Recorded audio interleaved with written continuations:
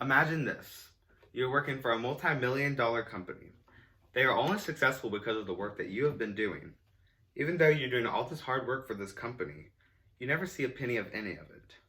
You make all this money for this company, and in return, you receive none of it.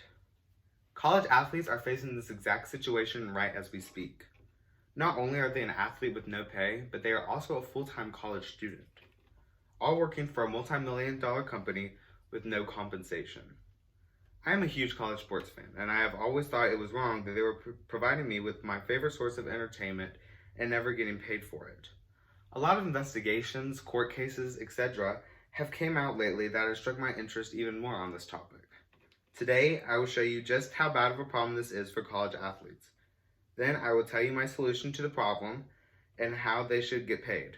Lastly, I'll provide you with what the end results of college athletes getting paid could look like for us sports fans. According to USA Today, the NCAA made $1.1 billion in revenue in 2017 sporting events alone.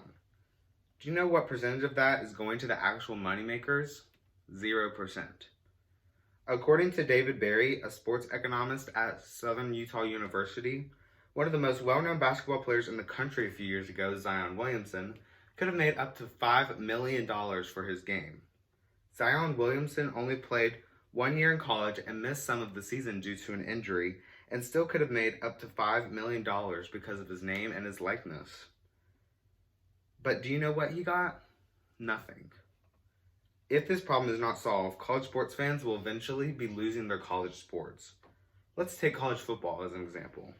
To be able to go to the NFL, you have to have played in college for at least 3 years, meaning you can declare for the NFL draft after your junior season.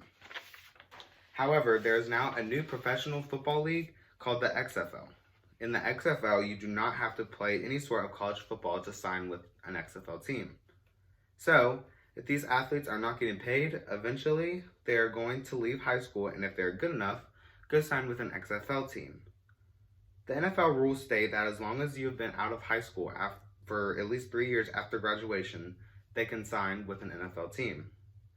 After 3 years of getting paid to play the sport they love, they can go on and sign with an NFL team and start their professional career.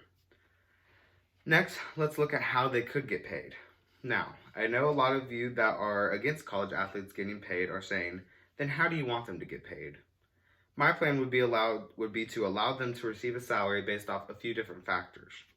Athletes coming out of high school could have a more competitive recruitment process with different schools offering different amounts of money. Another factor would be how well they're performing on and off the field.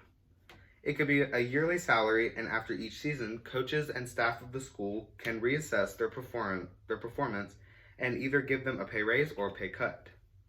If students were getting paid based off their performance, it would make the game way more competitive because they would want more money.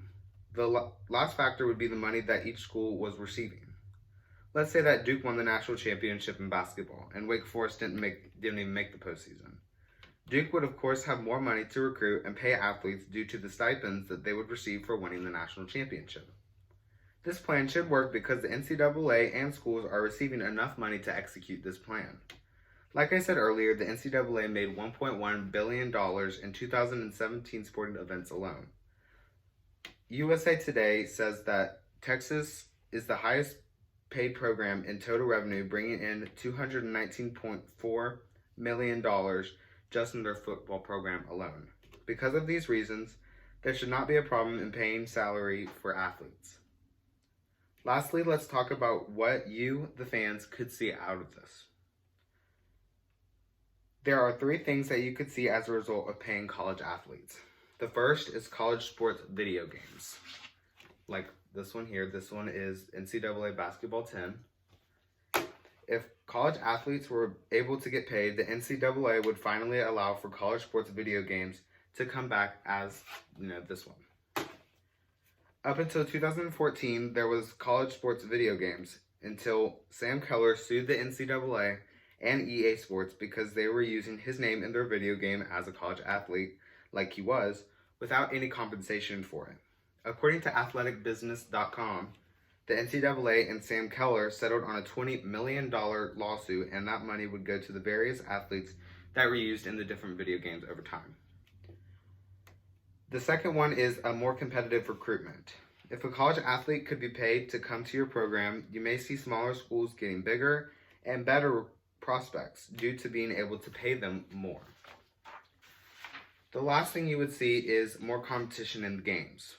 If players are getting paid and know that they're getting paid, that their pay could get cut if they aren't performing as well, they're going to want to play harder and try their hardest to get more money if they can.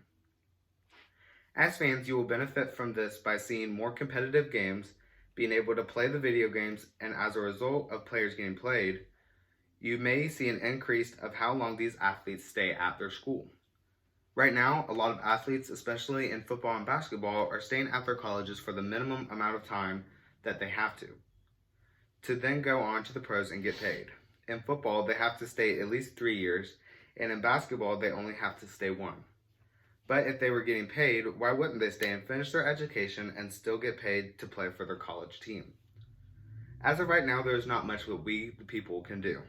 There are some discussions going on in the NCAA that they might allow college athletes to get paid off their likeness and their image.